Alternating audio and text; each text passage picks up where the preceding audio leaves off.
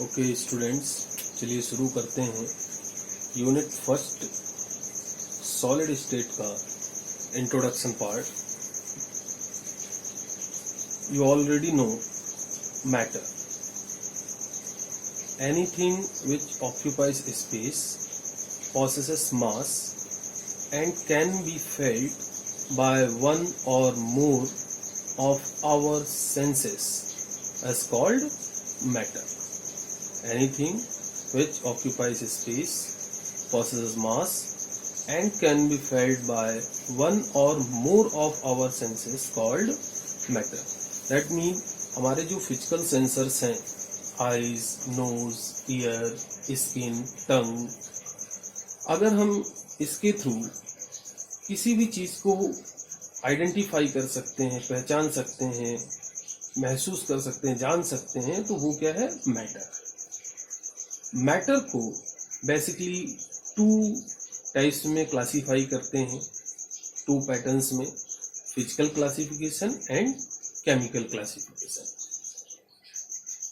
Physical properties के basis पर जो क्लासिफिकेशन है वो फिजिकल क्लासिफिकेशन है, और जो केमिकल प्रॉपर्टीज के बेसिस पर क्लासिफिकेशन है वो केमिकल क्लासिफिकेशन है। Like substance, element, homogeneous solution, heterogeneous solution, ये जो क्लासिफिकेशन है वो केमिकल क्लासिफिकेशन में आता है। हमारा जो चैप्टर है वो फिजिकल क्लासिफिकेशन से बेस्ड है, ठीक है। तो फिजिकल क्लासिफिकेशन में बहुत सारे फिजिकल कैरेक्टर्स को डिस्कस करते हैं, like mass, weight, velocity etcetera. तो हम यहाँ पर डिस्कस करने जा रहे हैं on the basis of kinetic motion of constituent particles. Constituent particles के काइनेटिक मोशन के बेसिस पर मैटर।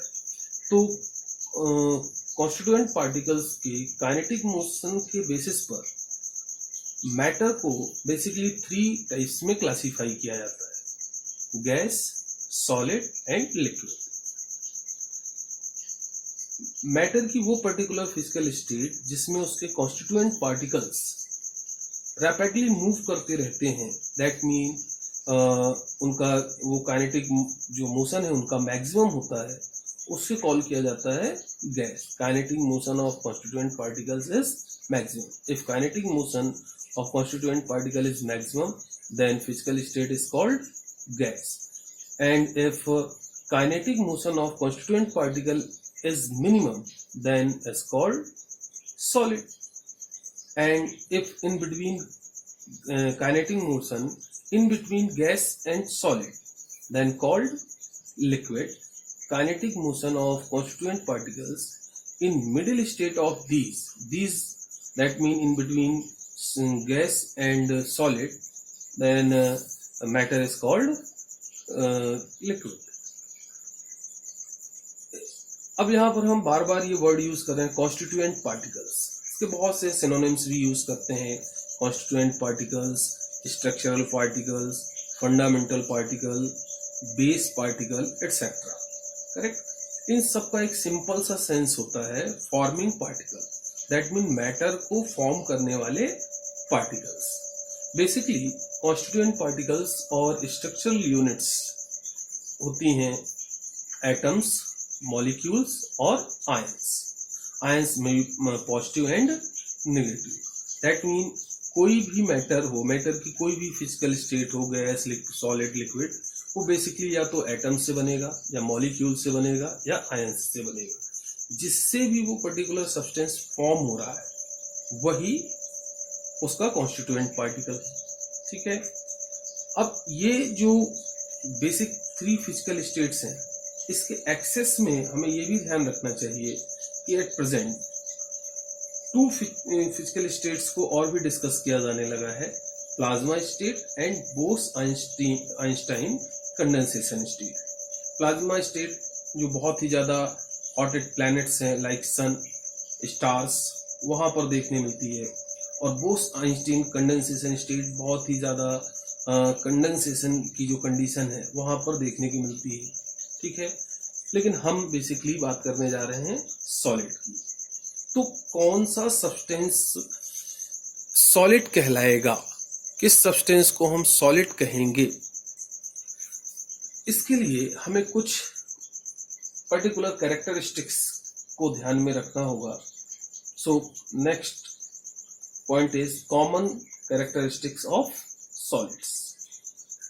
तो सॉलिड्स की कुछ बेसिक कैरेक्टरिस्टिक्स हैं, जिसमें फर्स्ट है strong inter particle force.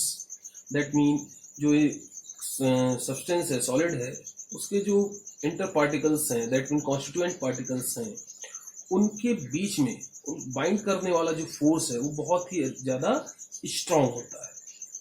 Then second is minimum distance between constituent particles. आपको पता है कॉन्स्टिट्यूएंट पार्टिकल्स के बीच में जो गैप होता है उसको हम क्या कॉल करते हैं, इंटर पार्टिकल डिस्टेंस. और उस डिस्टेंस में एक पर्टिकुलर फोर्स प्रेजेंट होता है. That kind of force is called inter particle force. तो ये जो फोर्स है जो कॉन्स्टिट्यूएंट पार्टिकल्स को एक दूसरे से अटैच रखता है, जोड़े रखता है, उस फोर्स को कॉल किया जाता है इंटर पार्टिकल फोर्स. और गैप को कॉल किया जाता है इंटर पार्टिकल डिस्टेंस. तो सॉलिड्स में इंटर पार्टिकल डिस्टेंस मिनिमम होता है, या आप कह सकते हैं नेग्लिजिबल होता है, और जो फोर्स है वो बहुत ही ज़्यादा स्ट्रांग होता है. Second thing definite shape and volume.